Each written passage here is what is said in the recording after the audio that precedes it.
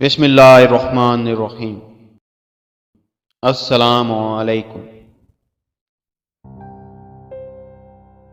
بخاری مسلم میں بنی اسرائیل کے ایک قاتل کا واقعہ نقل کیا گیا ہے۔ حضور اکرم صلی اللہ علیہ وسلم نے اللہ کے یہاں توبہ کی قبولیت سے متعلق صحابہ کرام رضوان اللہ علیہ اجمعین کے سامنے بنی اسرائیل کے ایک قاتل کا نہایت خوبصورت اور ایمان فروز واقعہ بیان فرمایا کہ بنی اسرائیل میں ایک شخص چوری، ڈکیتی اور قتل میں بہت مشہور تھا اور نہایت معمولی بات پر کسی کو قتل کر دیتا تھا۔ ہوتے ہوتے اس کے ہاتھ سے 99 افراد کا قتل ہو چکا۔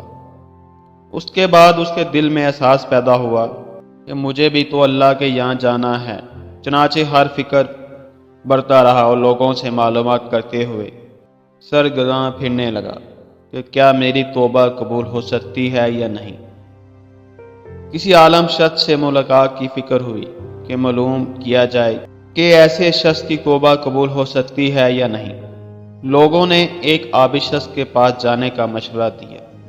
اس شخص نے اس کے پاس جا کر مسئلہ معلوم کیا کہ کیا میری توبہ قبول ہو سکتی ہے اور کیا میری مغفرت ہو سکتی ہے جبکہ میں نے 99 انسانوں کی جان مار دی ہے۔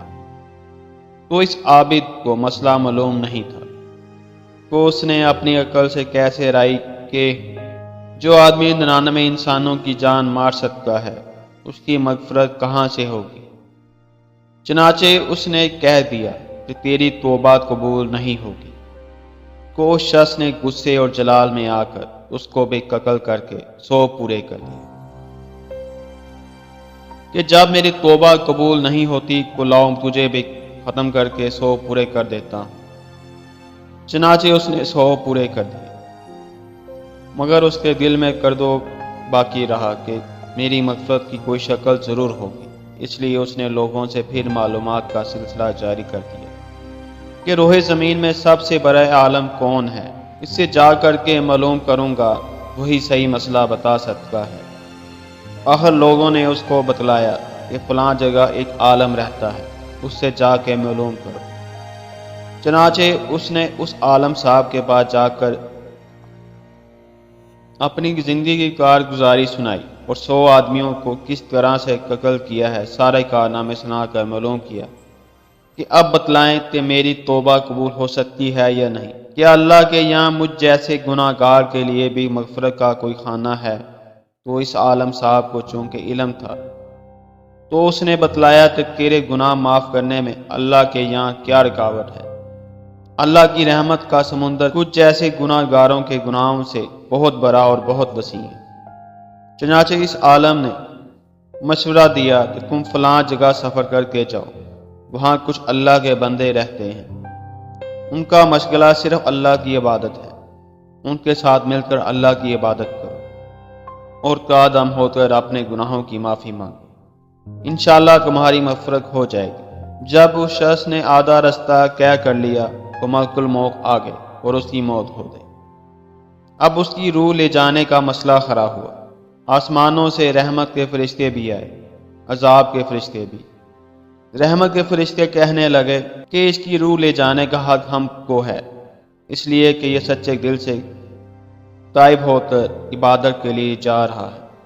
عذاب کے فرشتے کہنے لگے کہ اس کی روح لے جانے کا حق ہم کو ہے، اس لیے کہ اس شخص نے کبھی کوئی نیک کام نہیں کیا ہے، پوری زندگی معصیت میں گنوا گئی ہے۔ اس دوران آسمانوں سے اب آدمی کی شکل میں ایک فرشتہ آیا۔ بعض روایات میں معلوم ہوتا ہے کہ یہ آنے والا فرشتہ حضرت جبرائیل امین علیہ السلام تھے۔ چنانچہ اس فرشتے نے تشریف لا کے ان دونوں طرح کے فرشتوں کے درمیان یہ فیصلہ کیا کہ دونوں طرف کی مسافت ناپ کر کے دیکھ لو کہ جہاں سے آ رہے ہیں وہاں کی مسافت قریب ہے یا جہاں جا رہا ہے وہاں کی مسافت، لہذا جہاں کی مسافت قریب ہو اس شخص کو وہاں والوں میں شمار کر دیا جائے۔ چنانچہ دونوں طرف کی زمین ناپ کر دیکھی گئی تو جہاں جا رہا تھا وہاں کی مسافت جہاں سے آ رہا تھا اس کے مقابل میں صرف ایک پشت قریب ہے۔ چنانچہ فیصلہ ہوا کہ مقام مسیحیت سے مقام عبادت صرف ایک باشت قریب ہے۔ اس لیے رحمت کے فرشتوں کو اس کی روح لے جانے کا حق ہوگا۔ چنانچہ اللہ کی طرف سے اس کی مغفرت کا اعلان ہو گیا۔ ایک روایت میں آتا ہے، قادر رضی اللہ تعالیٰ عنہ فرماتے ہیں، حسن نے فرمایا کہ ہم سے یہ ذکر کیا گیا ہے کہ اس شخص کے پاس جب ملک الموت آیا تو وہ شخص سینے کے بل اس سرزمین کی طرف گھسیٹ کا گیا۔ حدیث قدسی میں آتا ہے کہ میں نے اپنے بندوں کے ساتھ اس کے گمان کے مطابق ہوتا ہوں، اور مجھے جہاں بھی یاد کرے میں اس کے ساتھ ہوں۔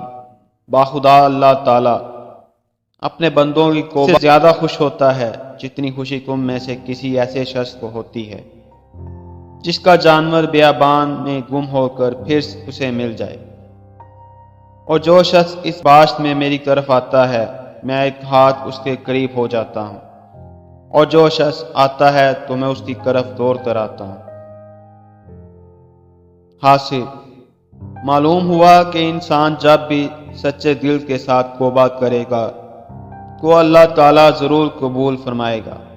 انشاءاللہ یہ واقعہ خصوصاً ان حضرات کے لیے حوصلہ افزائی اور معاونت کا سبب ہے جو بڑے بڑے گناہ کر کے اب مایوسی کی زندگی گزار رہے ہیں، کیونکہ شیطان انہیں مایوس کرتا ہے۔ بہرحال گناہ گاروں کو شیطان کی باتوں میں آ کر مایوس نہیں ہونا چاہیے، بلکہ اللہ کی رحمت سے اچھی امید رکھ کر سچی توبہ کے ذریعے اپنے آپ کو پاک و صاف کر لینا چاہیے۔ اللہ تعالی ہم سب کو عمل کرنے کی توفیق عطا فرمائے، آمین یا رب العالمین۔